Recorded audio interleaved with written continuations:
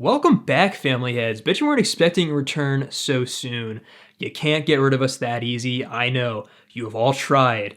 But on a serious note, as we mentioned 2 weeks ago, that episode was our finale for season 1. But while the show is on hiatus and we're out of the studio, I thought it'd be fun to do some little mini episodes in the meantime. Kind of like some family album filler arcs. And yes, you heard me right. We're out of the studio.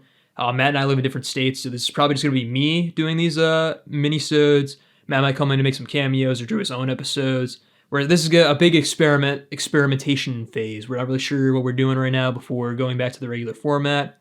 So just, be patient, and thank you for bearing with us. But on to the actual episode, I thought it'd be a fun idea, seeing as we're halfway through the year, to talk about some of my personal album highlights of 2023.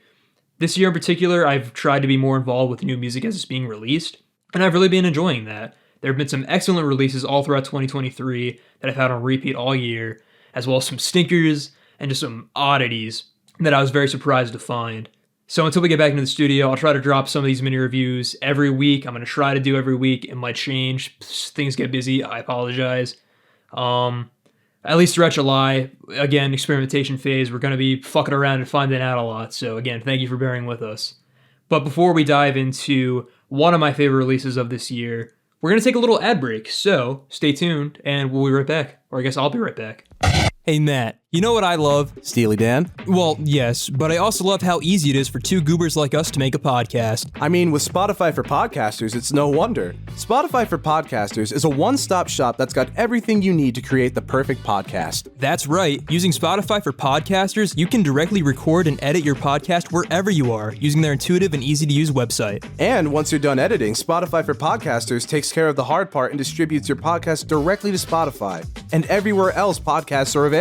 And now you can even make video podcasts available on Spotify, which gives you even more freedom to make the podcast you want, while also giving your lovely listeners a chance to see your face. Speaking of listeners, Spotify for Podcasters also encourages fan engagement by letting you get feedback directly from your listeners with Q&As and polls made by you. You can even make money with your podcast through ads, podcast subscriptions, and donations directly from your audience. Spotify for Podcasters offers all of this, and it's completely free to use with no catch whatsoever. Guys, Spotify for Podcasters made recording and distributing the family album so easy.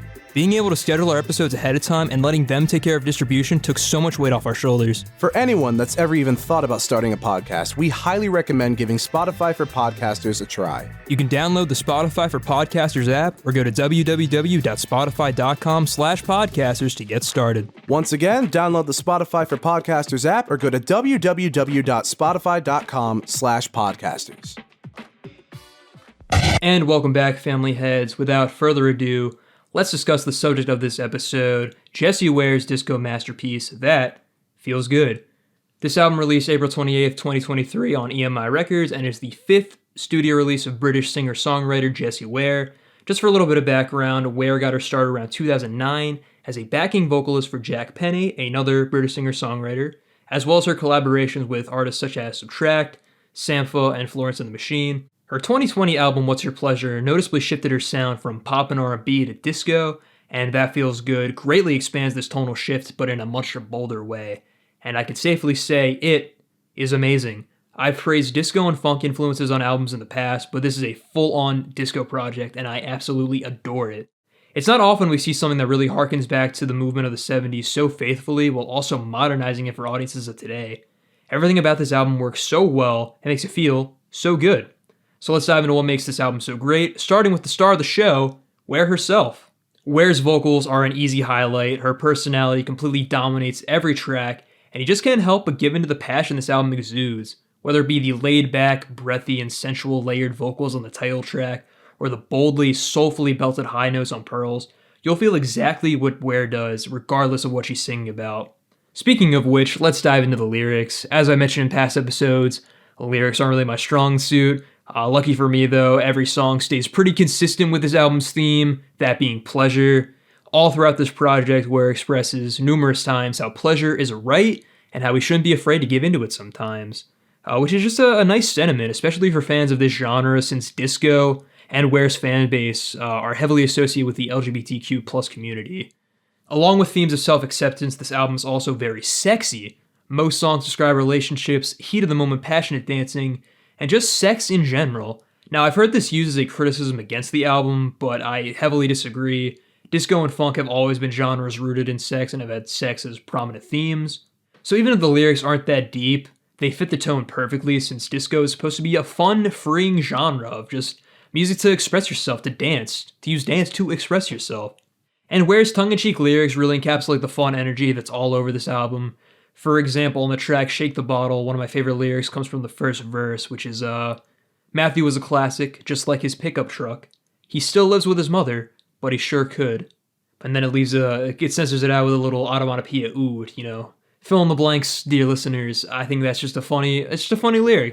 But moving on to the instrumentation, like everything else on this album, it's phenomenal. The bass lines drive every track and you really feel them in your soul, especially on tracks like Free Yourself, where the bass line complements the groove laid down by the keys and the drums so well.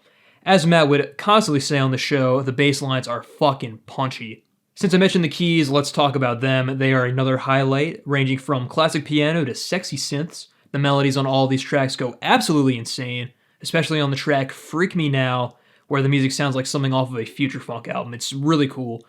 Again, modernizing disco, but staying true to the roots. And as you could have guessed, the horns and strings are another highlight, as they are on any album that I listen to.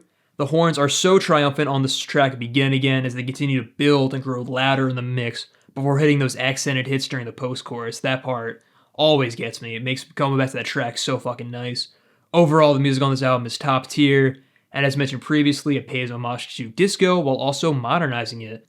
This album is truly an experience every time you listen to it, and the music soundtracks that experience beautifully.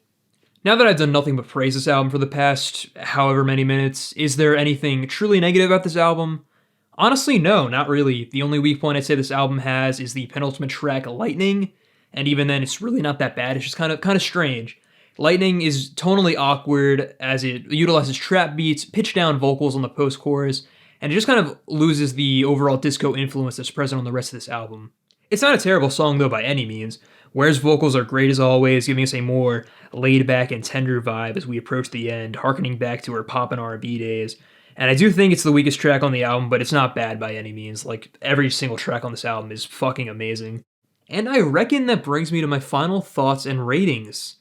If you couldn't tell, I absolutely adore this album. The music, the lyrics, the vocals, the production, everything comes together to create this fun and passionate experience that will be on repeat for the rest of the year for me. This album also got me to check out the rest of Ware's discography, and I've enjoyed exploring that. And I would say That Feels Good is securely my second favorite album of the year, behind Scaring the Hose, of course. And now that I mention it, check out episode 13 of season 1, where we talk about Scaring the Hose. And Hurry Up, We're Dreaming by MA3, good episode. But back to Jessie Ware, I think I'll be giving That Feels Good a 9.7 out of 10 and a solid S tier. And yeah, I think it is really that good. It's phenomenal. Great album. Love it. And that'll do it for the premiere of this little mini review trial run. What do you guys think of it? Do you like this format? That's going to be the question of the week. Please answer. I would love to hear your feedback, criticism, any way we can improve. And let me know what you think about That Feels Good by Jessie Ware. I'd love to hear your thoughts on the album. I'd love to interact, engage with the community. We're thinking about making a Discord soon, so be on the lookout for that. But yeah, that'll do it for this little mini episode. As always, I'm your host, H. Sonari. Thank you all for listening, and thank you for your constant support. And I'll possibly see you next week. If not, stay tuned. See ya.